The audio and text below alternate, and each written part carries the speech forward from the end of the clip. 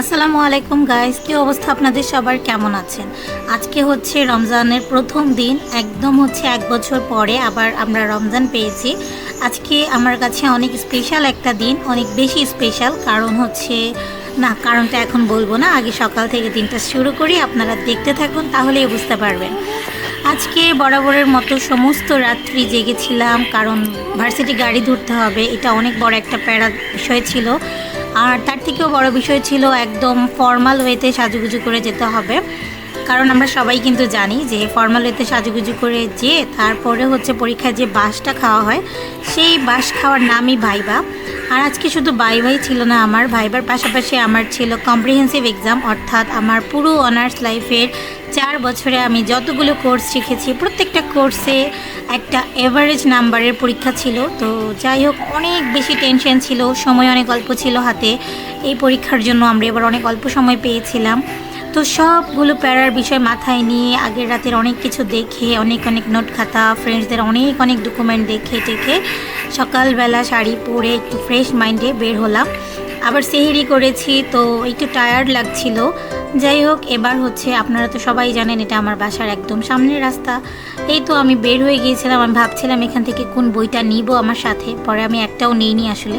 তারপরে আমার শাড়িটা দেখলাম একটু ঠিক করতে হবে, তাই আমি ফ্রেন্ডের সাথে, আমার ফ্রেন্ডের যেই আর কি হল আছে, তো হলে গেলাম, আমাদের ভার্সিটির হলে। তো হলে গিয়ে ফ্রেন্ডের কাছ থেকে শাড়িটা ঠিক করে ফ্রেন্ড আর আমি দুজনে একসাথে আমাদের এক্সাম সেন্টারে চলে যাই।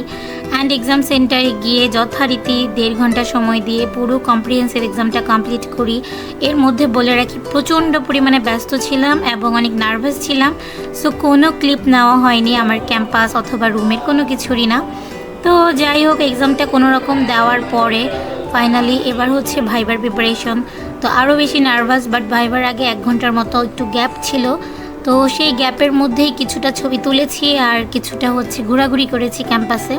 তারপরে ফাইনালি আমার ভাইবাটা কমপ্লিট হয়ে যাওয়ার পরে আলহামদুলিল্লাহ আমি একটু হাসি মুখে ঠান্ডা মাথায় আর কি, এই তো আমার স্যারের সাথে, উনি আমাদের শ্রদ্ধেয় একজন স্যার, সবার প্রিয় একজন স্যার, তো ফারুক স্যার, কাজী ফারুক হোসাইন স্যার। যাই হোক, স্যারের সাথে ছবি তুললাম। আর অন্যান্য স্যার ম্যাডামদের সাথে আজকে ছবি তোলার সময় পাইনি, কারণ স্যার ম্যাডামরাও অনেক ব্যস্ত ছিল, স্টুডেন্টরাও ব্যস্ত ছিল। আর যেখানে ভাইবা হয়েছিল সেখানে আলটিমেটলি একবার ভাইবা দেওয়ার পরে আর উপরে ওঠার কোনো অপশন ছিল না, তাই নিচতলাতেই ঘুরছিলাম।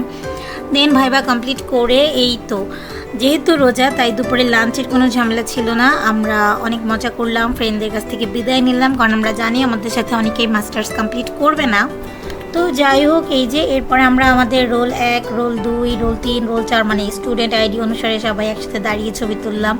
এটা হচ্ছে আমাদের রোল 1, 2, 3, 4, 5-এর, আমাদের একসাথে সিট পড়তো most of the time.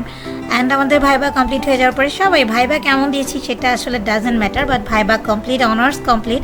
So এই আনন্দে ভিক্টোরি সাইন দিয়ে আমরা একসাথে ছবি তুললাম। দেন যেহেতু রোজার মাস, খাবার দাবারের কোনো ঝামেলা নেই, সো লাঞ্চ আওয়ারে আমি জাস্ট ওয়েট করছিলাম আমার বাকি ফ্রেন্ডদের ভাইবা কমপ্লিট হবে আর আমরা একটা গ্রুপ পিকচার নিব। তো আমি সেমিনারে এসে যথারীতি খুবই টায়ার্ড হয়ে বসে আছি, কজ আগের রাতে একটু ঘুম হয়নি।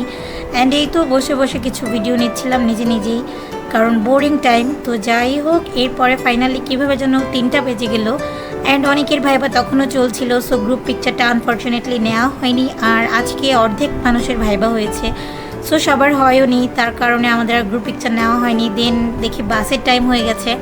আর এই তো এখন অনেকের মনে হতে পারে খুবই সাজুগুজু করে একদম ভাইবা দিতে গিয়েছি, সেরকম কোনো ব্যাপারই না। আসলে হচ্ছে ভাইবা কমপ্লিট হওয়ার পরেই আমরা এরকম সাজুগুজু করে একটু ছবি তুলি, কারণ শাড়ির সাথে একটু সাজুগুজু করে ছবি না তুললে কি আর হয় বলেন। তো তারপর যাই হোক, এই তো বাসের টাইম হয়ে গিয়েছে, বাসে উঠে পড়লাম। অ্যান্ড বাসে উঠে এত টায়ার্ড ছিলাম, কখন যে ঘুমিয়ে গিয়েছি টেরই পাইনি। ঘুম থেকে উঠে কী যেন করছিলাম, পেছনে তাকিয়ে দেখে আমার সিনিয়রও খুব মজা করছিল। তো আমরা সবসময় এইভাবে মজা করতে আসলে আমাদের ভার্সিটি গাড়িতে আসা যাওয়া করি। অ্যান্ড কী নিয়ে যেন আমরা হাসাহাসিও করতেছিলাম। যাই হোক, দিনটা অনেক ভালো কেটেছে আসলে, রমজান মাস, তার উপরে এত সুন্দর একটা দিন, এবং সবথেকে বড় কথা এক্সাম কমপ্লিট হয়ে গিয়েছে। অনেক দিন এক্সামের কোনো প্যারা থাকবে না। আবার আস্তে আস্তে এটাও মনে হয়েছিল যে এতদিন এক্সামের প্যারা থাকবে না, আবার কবে ভার্সিটি আসবো। সো সব কিছু মিলে একটা মিশ্র অনুভূতি তো হচ্ছিলই। তবে আলহামদুলিল্লাহ দিনটা ভালো কেটেছে, এটাই অনেক বড় পাওয়া। আর এই তো ফাইনালি ন্যাচারাল ভিউ দেখতে দেখতে সাই করে বাসায় চলে আসলাম। অ্যান্ড এভাবে আজকের দিনটা কাটলো। তো আপনাদের সবার কাছে কেমন লেগেছে আজকের এই ব্লগটা অবশ্যই কমেন্ট করে জানাবেন। অ্যান্ড আমার জন্য অবশ্যই প্রে করবেন।